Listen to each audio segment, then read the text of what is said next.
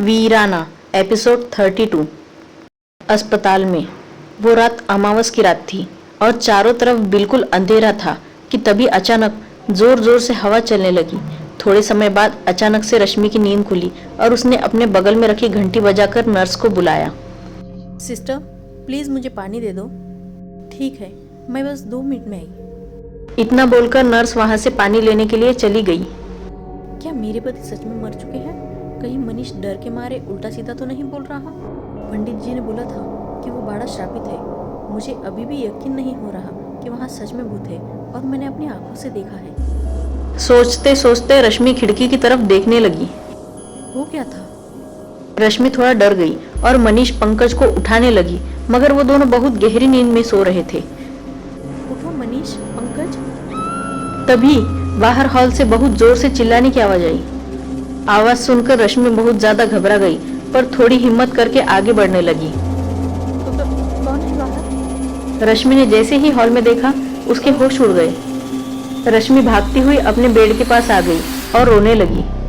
रश्मि जैसे ही अपने कमरे में आई उसने देखा दोनों बाड़े के भूत बच्चे उसके बेड पर खेल रहे थे। वापस चलो, वापस चलो, अम्मा तुम्हें बुला रही है, चलो वापस। रश्मि बहुत ज्यादा घबरा गई और वहीं बेहोश होकर गिर पड़ी। अगले दिन रश्मि को होश आया तो उसके सामने पंकज के पापा और पंडित खड़े थे। इधर सार्थक और पल्लवी अपने कमरे में बहुत डरे हुए बैठे थे। कमरे के बाहर से बहुत अजीब अजीब सी आवाजें आ रही थी, जैसे कोई बाहर पृष्ठ को बहुत तड़पा रहा हो। नहीं नहीं, मुझे छोड़ दो प्लीज, मुझे जाने दो। ये पवित्र जल तुम्हें नहीं छोड़ेगा। तभी सार्थक खड़ा होकर दरवाजे के पास गया और उसके छेद में से देखने लगा। जैसे ही सार्थक ने देखा दूसरी तरफ से एक उंगली आई और सार्थक को आंख में मार दिया। कुछ भी हो जाए दरवाजा मत खोलना। आह! बाहर से पृष्ठ की इतनी तेज चिल्लाने की आवाज आई जैसे किसी ने उसके पीठ पर चाकू मार दिया हो। पृष्ठ की चीख सुनकर सार्थक और पल्लवी बहुत डर गए। ये सब क्या हो रहा है? कहीं ड्रैकुला फिर से तो नहीं आ गया? ये पृष्ठ के साथ ऐसा कौन कर रहा है? सार्थक, मुझे बहुत डर लग रहा है। सार्थक ने तेज चिल्लाकर कहा।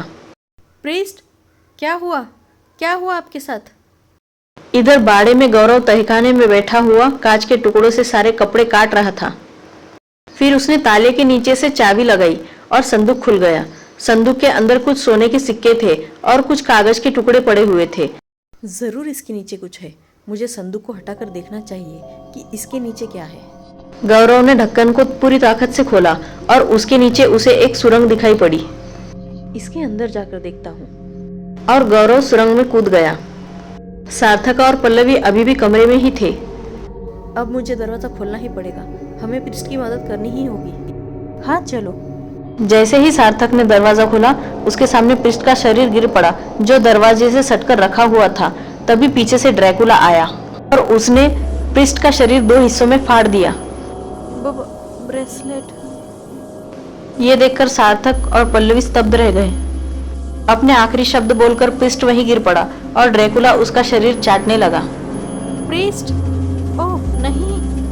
ड्रैकुला जैसे ही सार्थक पर कूदने को आया, सार्थक पल्लवी ने तुरंत तावीज और ब्रेसलेट उसके सामने कर दिया। पल्लवी, खिड़की! पल्लवी ने तुरंत जाकर खिड़की से पर्दा हटाया। जैसे सूरज की किरणें कमरे में आ गई और ड्रैकुला तुरंत गायब हो गया। अस्पताल में नर्स, नर्स, नर्स! पंकज की मम्मी ने रश्मि को संभाला और उसको पानी दिया। रात में मैंने बेड पर 2 भूत बच्चे देखे और रात में वो नर्स का कत्ल कर दिया। भूत! रश्मि सब बता ही रही थी कि तभी रात वाली नर्स उसके सामने आ गई। आपको तो कल रात में भूत ने मार दिया था ना? ये पक्का नर्स की भेष में भूत है। दूर रहो, दूर रहो। आप क्या बोल रही हो? अरे इनको माफ कर दीजिए, ये बहुत डरी हुई है इस समय। जैसे ही नर्स कमरे से जाने लगी उसने मुड़कर रश्मि की तरफ देखा और हंसकर चली गई। वो भूत है, वो भूत है। कहानी आगे जारी रहेंगी। देखते रहिए मेरा अगला एपिसोड।